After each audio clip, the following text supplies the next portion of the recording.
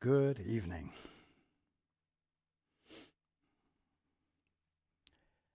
And welcome to everyone who's joining us on the internet. Tonight will be a departure from the usual, and I won't be reading from the course. There are some things I need to share. And so before we do that, let's still take some time to be together quietly.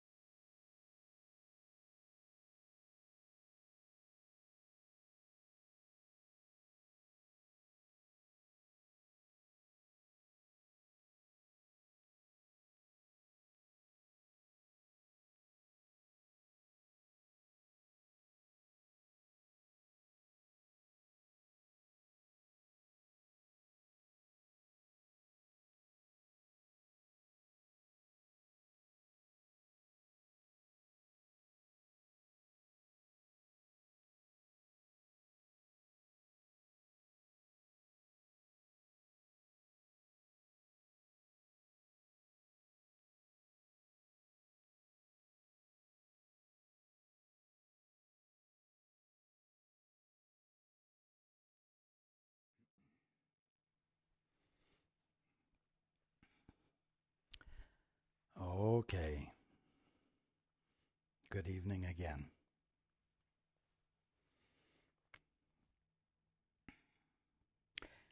It's really a rather simple lesson that we're all in the middle of and that we've been discussing. We've called it different things: the two-step, hesitation, going into the stillness, going into the void, abandoning thinking.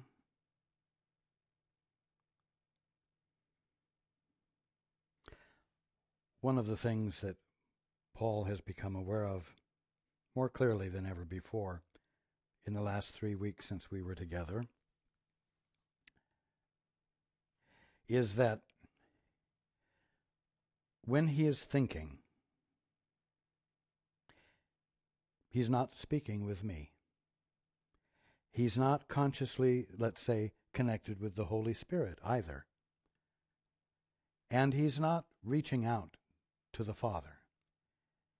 He is self-sufficiently attending to figuring things out, attending to saving his ass, protecting himself, ensuring himself that he won't be vulnerable. Now, here's the simplicity of it.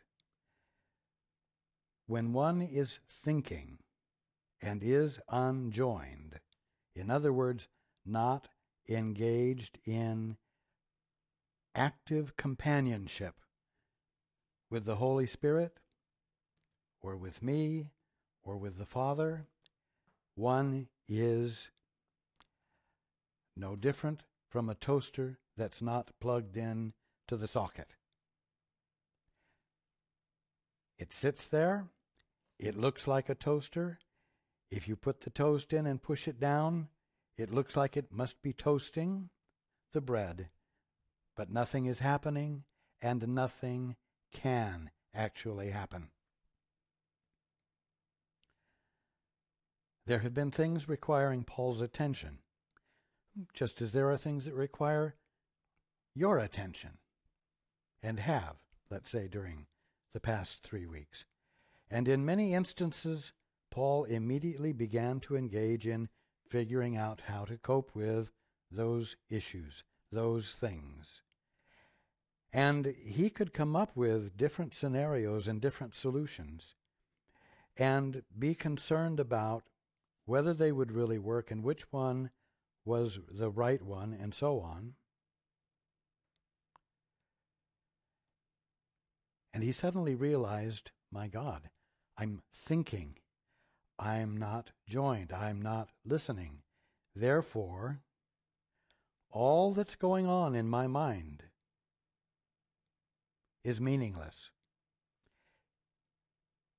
He came up with a little phrase which he would use whenever he realized he was beginning to think or had been thinking.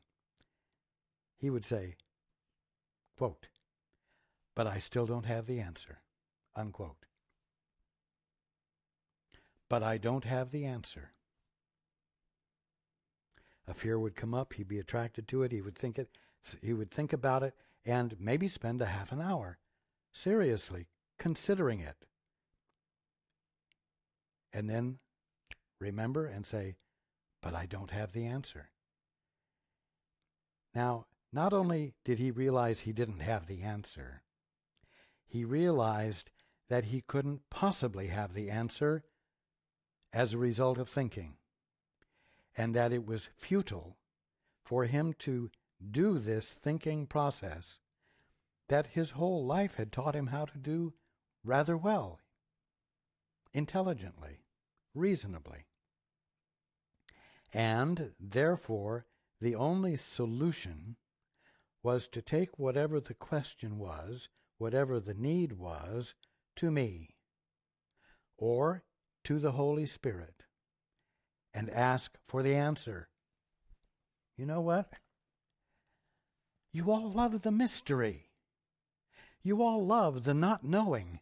You all love the process of discovery.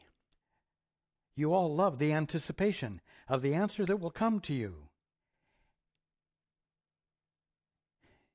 And the fact is, you feel that it would be utterly dull to immediately have the answer and immediately know exactly what to do or exactly what the truth about the situation is. Where would the fun of this discovery be? Where would the mysteriousness be? Where would the wondering be?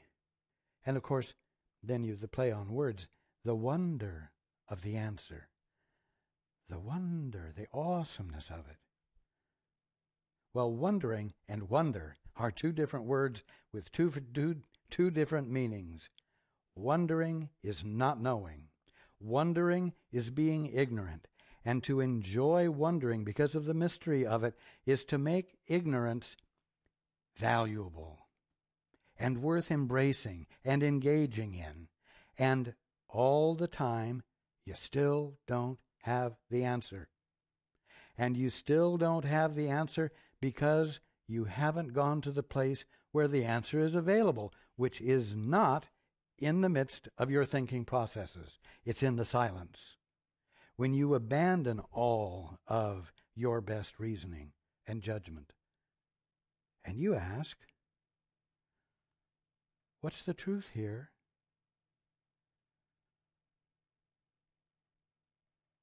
Of that which knows the truth, the Holy Spirit,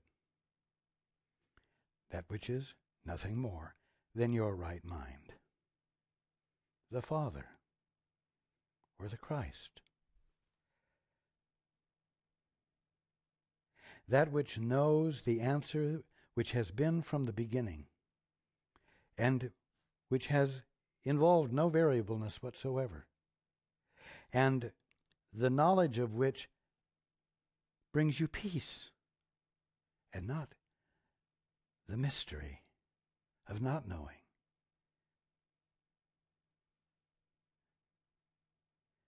And the supposed pleasure of discovery.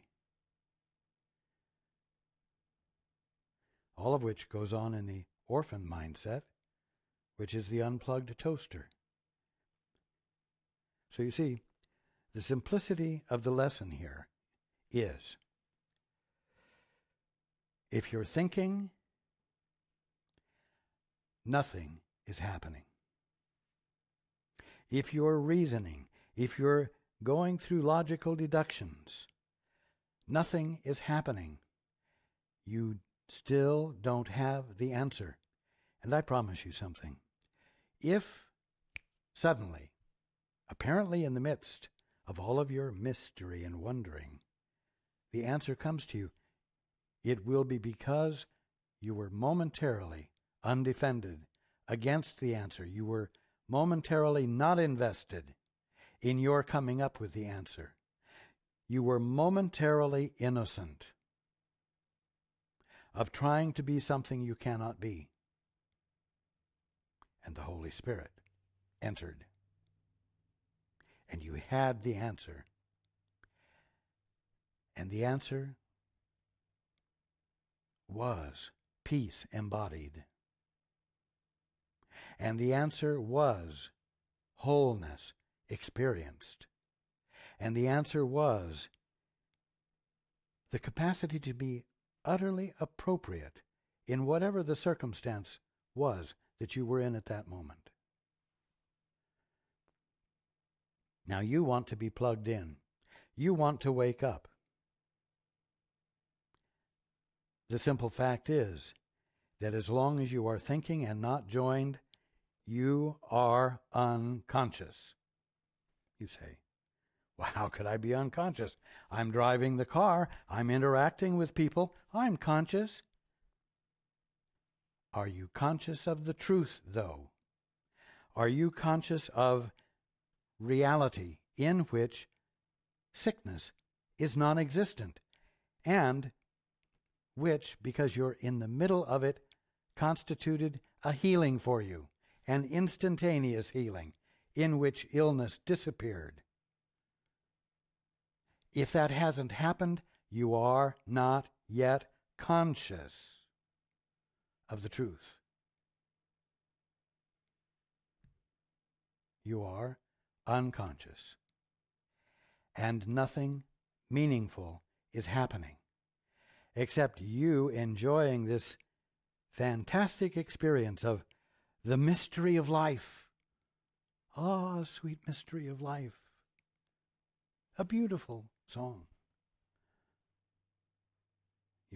You enshrine the mystery of life in a concept of beauty. Stop it. Stop enshrining and embodying unconsciousness, ignorance, meaninglessness. If you don't have the answer and you're doing a lot of thinking, remind yourself, but I still don't have the answer. And in the reminding of yourself of that fact, abandon your independence and say, Father, what is the truth here? Ask, Holy Spirit, what is the truth here? Say, Jesus, show me the truth. Show me the way.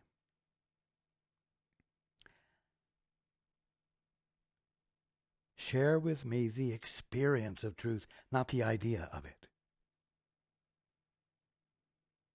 I want to experience what you're experiencing when you, Jesus, are not holding yourself separate from your Father.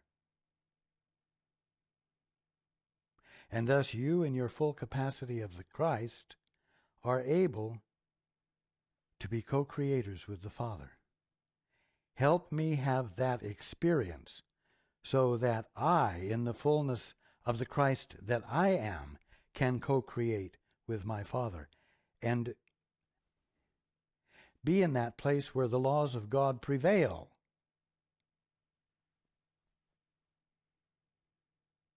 And where the sense of mystery is no more.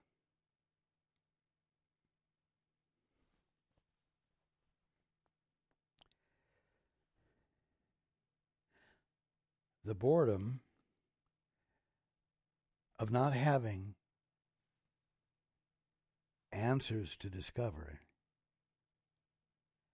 doesn't constitute a loss of any kind, because it puts you in direct communion with, unseparated oneness with God, and you therefore stand with God in the movement of creation that God is being, so that you discover and experience what God is being, brand new in every moment, and are free to acknowledge it as what it is, and not be confused about it, and not need to go through a process of mystery in order to arrive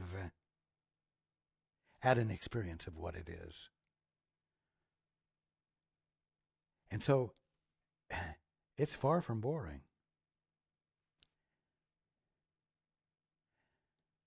But of course, it doesn't involve any ego processes of becoming, which actually constitute an absence of meaning, toast not getting toasted actually,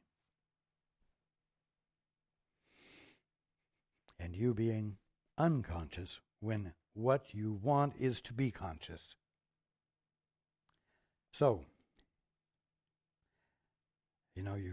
you have situations in your life, and you think, oh, well, a miracle is a sudden shift of perception. And you think, oh, well, it'll be a shift of perception from this kind of experience to this kind of experience in the world, from a lesser situation to a better situation. No, the shift is from being unconscious to being conscious. The shift is from thinking to listening. The shift is from isolation to unity, joining, togetherness. The shift is from emptiness to fullness or wholeness.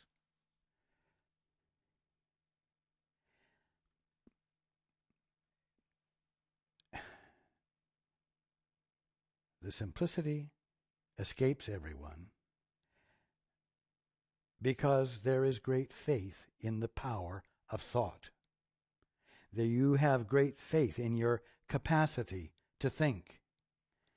You know what? None of the great discoveries in history were the result of thought. They were always the result or presence of insight. Nothing else. Insight is what you need to be valuing, not thought processes.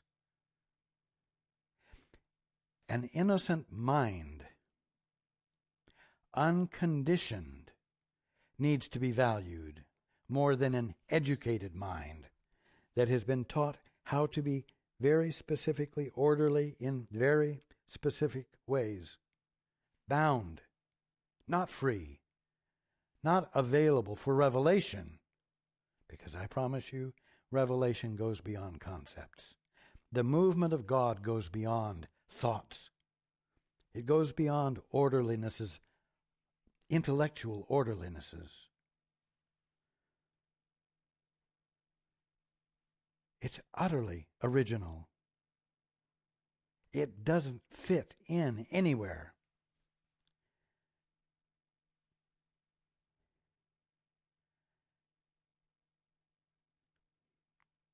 You see? The lesson is simple. The place where we are in the process, you might say, of awakening is a place of great simplicity now. It's like being at the last step. There's only one more thing to do. Now, we can read through the rest of the course, and we probably will, or we might not. But the point is that you're at the step of being able to recognize what the issue is, the simplicity of it,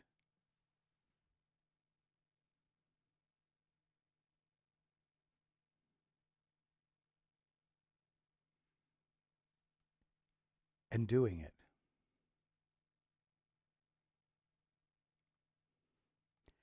When you learn how to do meditation,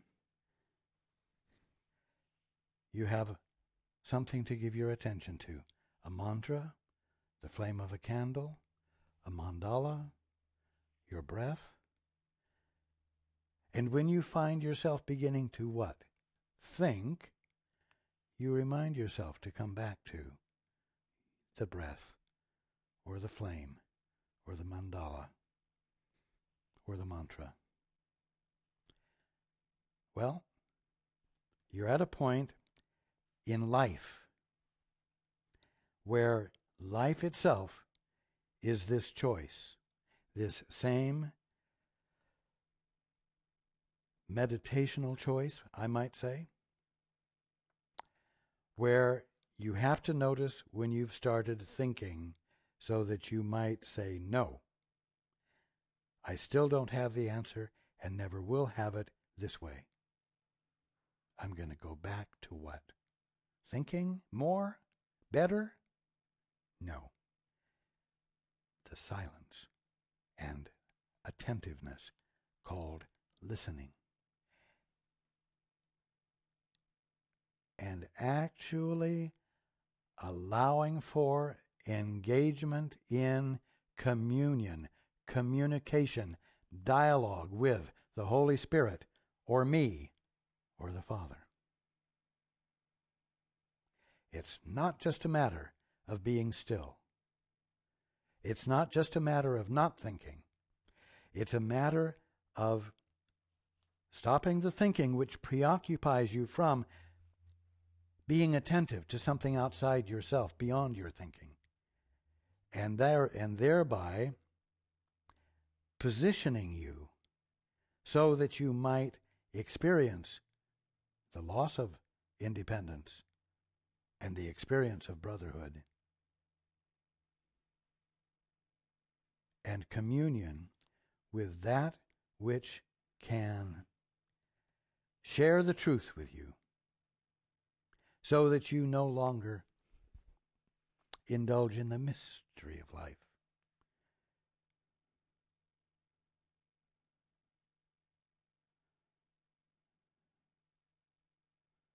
Everyone loves a mystery. Well, stop loving a mystery. Be willing to be grounded and stable enough to want to know the answer that ends the mystery, ends the wondering, and which might therefore seem boring to you or uninteresting.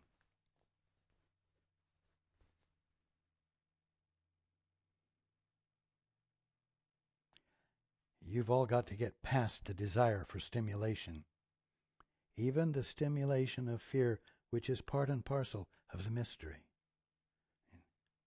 You want to discover it, but what if you don't discover it? What if you don't discover it in time? Oh, you need the mystery to end.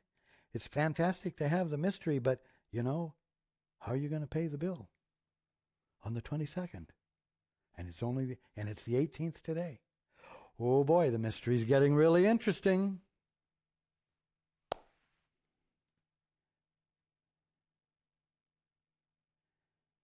Hey, why not listen for the answer on the 1st?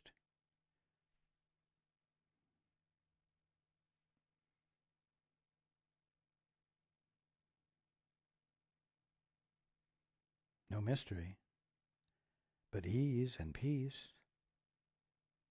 and the capacity to be joyful, because you're not engaged in the details of the mystery. Remember, if you're thinking, you're unconscious. You're unconscious because you're not joined with that which holds the answer. And ultimately, that means you're not joined with the Holy Spirit, which has the answer, which is nothing more than your right mind. And so you're disjointed from your right mind. You're unjoined with your right mind. You are therefore experiencing some form of insanity. This is the simplicity of where we are in the learning.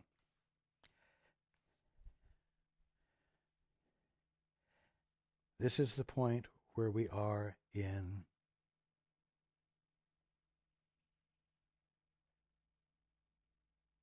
the discovery of real meaning that means something significantly enough to warrant risking the chance that if you stop thinking, you might come back into your right mind. And for it to seem practically realistic enough to do it.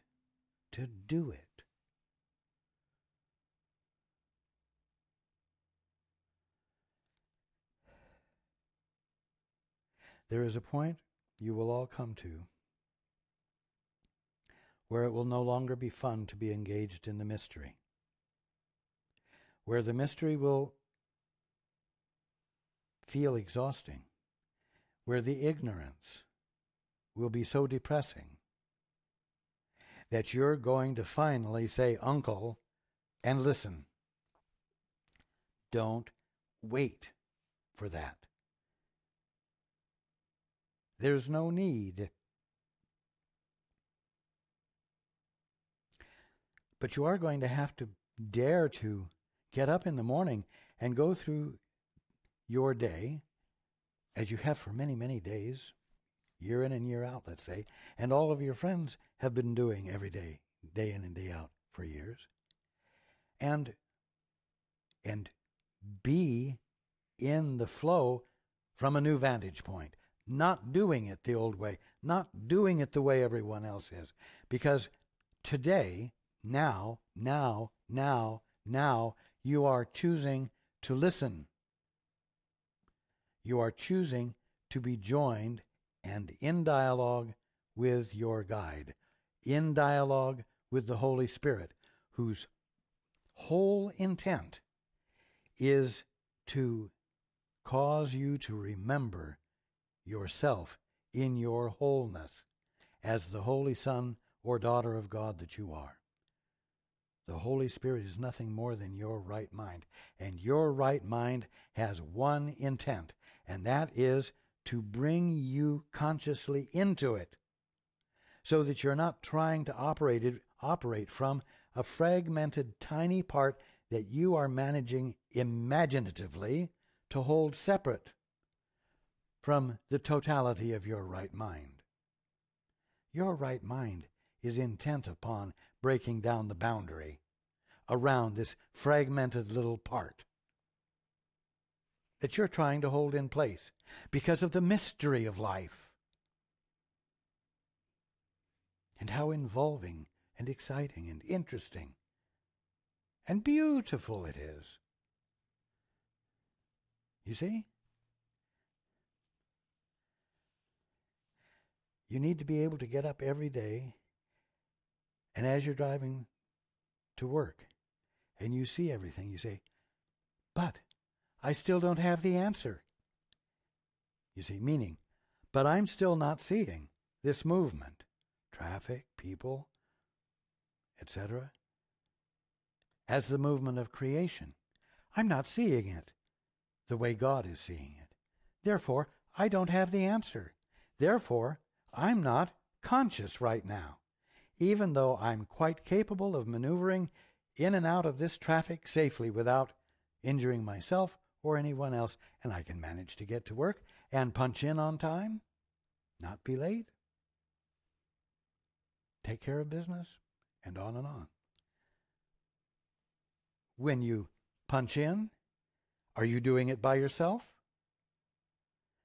Or did you and the Holy Spirit do it together with maybe a certain grace and beauty? Because all movement is the movement of life, which is the movement of love, which is art in action.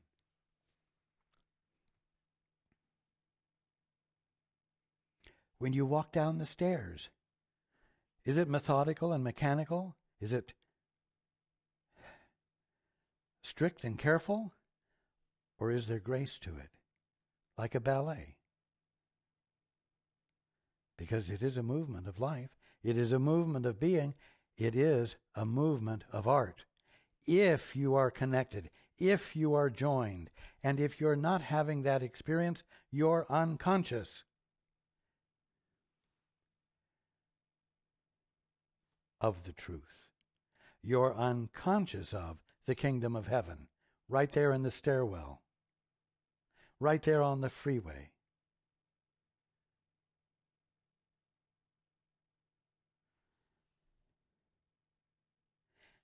So,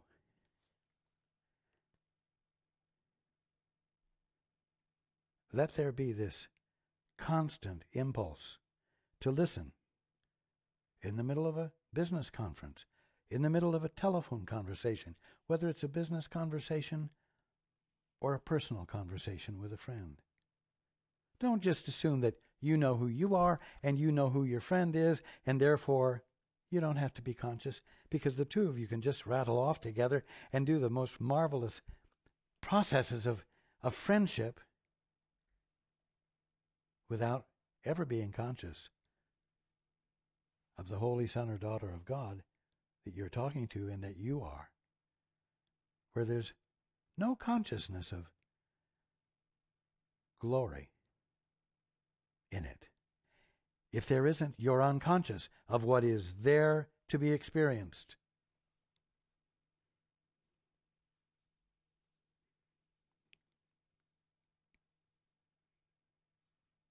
But I don't have the answer yet. I don't have the fullness of the experience yet. And I want it. So I will not settle for being unconscious. I will not settle for continuing to think this thing through. And I will shut up and become curiously attentive. And I will ask for clarity to be provided. And that of you which has the answer will provide it, and bring you therefore into the wholeness of your being by reminding you of what you already know, but which you forgot in the great attraction to the mystery of life and the wondering and the pleasure of figuring out the answers for yourself.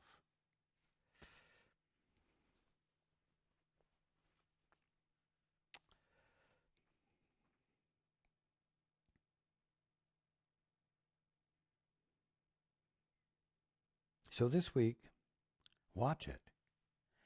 If you find yourself beginning to get flowery in your spiritual concepts and your language with your friends when it comes to talking about the truth, or even resolving problems,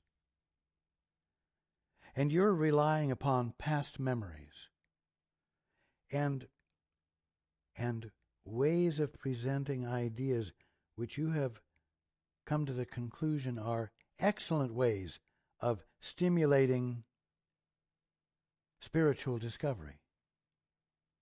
Catch yourself, because you're unconscious. You're not joined. You're not listening. You're not letting what you're saying come from someplace other than your conditioning and your memory. You're not letting it come from the freshness of the communication of God, or the freshness of the communication of the Holy Spirit, which is revealing to you what God is being in that moment, so that what you say is really inspired because you're plugged in and the current is there. The current of reality, the current of creation.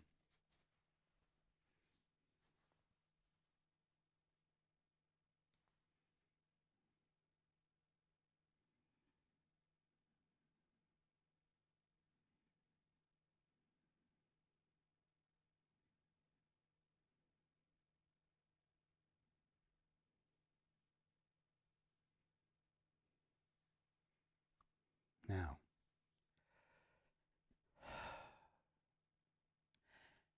as you come close to this realization of the simplicity, and that it's simply a matter of stopping this and starting that, becoming still, stopping thinking and starting listening, you will seem to find that there are more occasions to be concerned. There will be more issues. Now, it isn't because there truly are more issues, but it will be because in the process of, for lack of better words, turning things over to the Holy Spirit, in other words, turning to the Holy Spirit, asking of the Holy Spirit with the intent of being consciously present, listening in order to hear the Holy Spirit,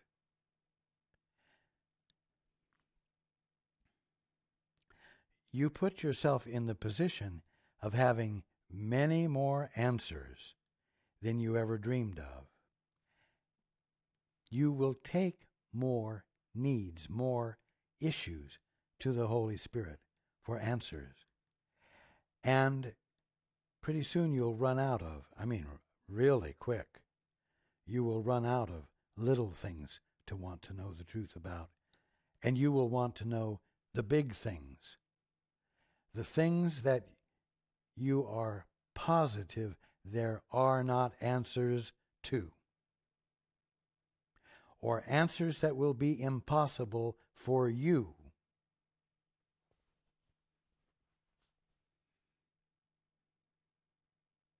And so you will find yourself reluctant to ask all the questions. And you will begin to worry about the bigger things that you hadn't looked at before, because you kept busy with the little tiny ones that it was easy to deal with. And rather than asking and listening as though the impossible were possible, you will confirm to yourself that it is impossible, but since you now see that it's on your plate, you will feel confronted with serious problems even danger.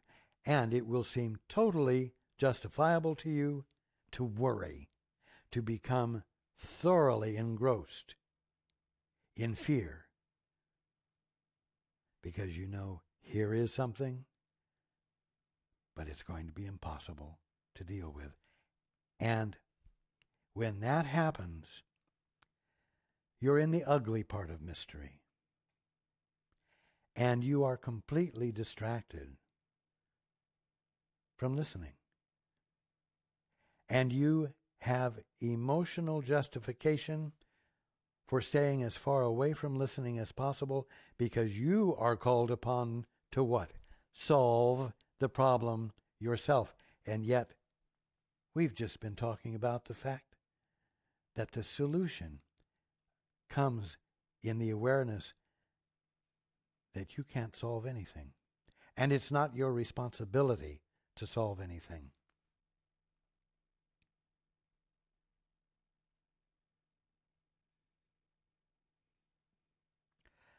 As I've said before, the closer you get to the gates to the kingdom of heaven, the ego throws up gargoyles around the gate, you see, to distract you and scare you off.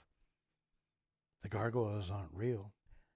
They don't represent anything valid, but they would, if they could, distract you from simply moving forward through the gates or across the bridge. Moving forward by virtue of the simple step of stopping thinking and listening instead. Listening with a demand, I'm going to say, for an answer. Listening with a firm, unyielding receptivity to and expectation of dialogue, communication. Oh, I know, you say, Paul's in touch with his guide.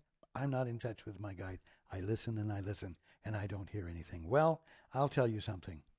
The time will come when the situation is serious enough and you don't feel like you have any alternative, and you will listen and you will hear, because you will give permission. Why? Because when there's no alternative, it means that you've given up faith in your own capacity to think your way through it successfully and experience the wonder of the mystery. Now, again, you don't have to wait until you seem to have no choice. You can make that commitment when there isn't a dire circumstance, when you're not at the end of your rope. If you're not hearing your guide, you're simply not committed to hearing your guide. You still feel that you have some capacity to cope with life on the basis of your own best judgments and your own thinking, and you're going to opt for that. Thank you very much. And you'll listen for your guide at another time. The only thing is that the other time that you will do it is one in which it will be very uncomfortable, because circumstances will be equal to your stubbornness.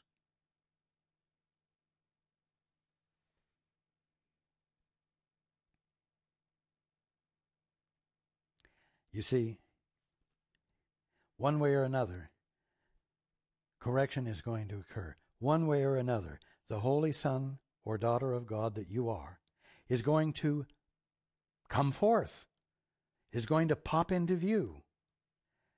Salvation will occur, because this illusion cannot endure. It's a fantasy, and reality will undo it.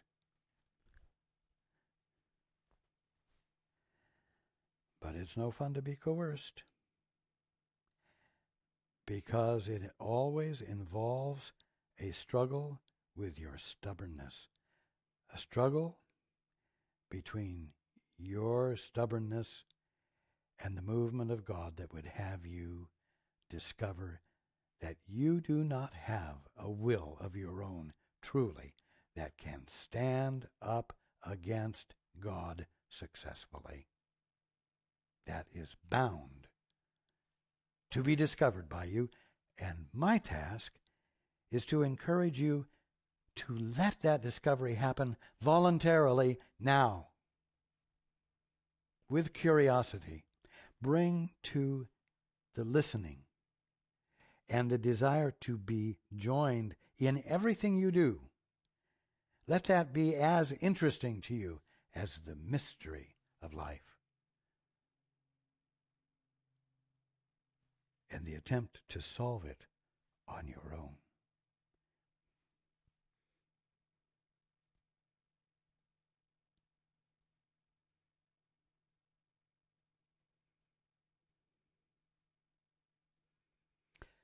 This week I encourage you to read from where we left off last time to the end of this section.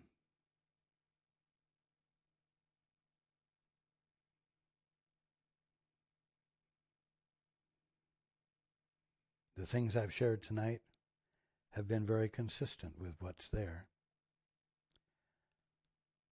But what I shared tonight didn't come out of abiding by a string of words in a certain order, but out of the very nature of life itself and the experience each of you has and the experiences each of you will encounter, and the way to deal with them in a sober way, rather than attempting to do it in a way that constitutes unconscious behavior which accomplishes nothing, while at the same time believing that you are accomplishing something. That illusion has to be abandoned, willingly, gratefully, happily.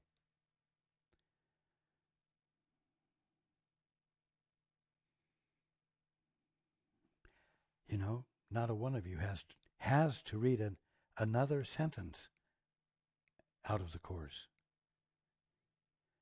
I mean, you can decide to stop thinking and be joined and stay that way. Now, if you don't do it now, you better read the rest of the pages. But it's not required. Your salvation is not at the end of a process in time. It lies in shifting from thinking to listening.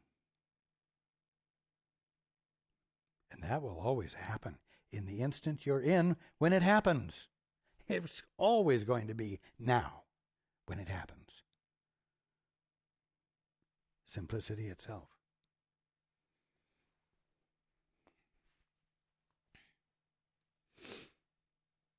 I love you.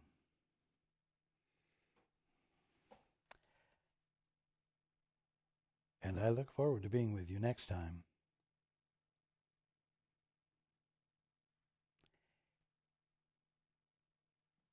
And value the recognition that you don't have the answer yet when you're thinking, so that you can immediately stop the thinking and get back to listening and reach out in joining with the intent to be in communion,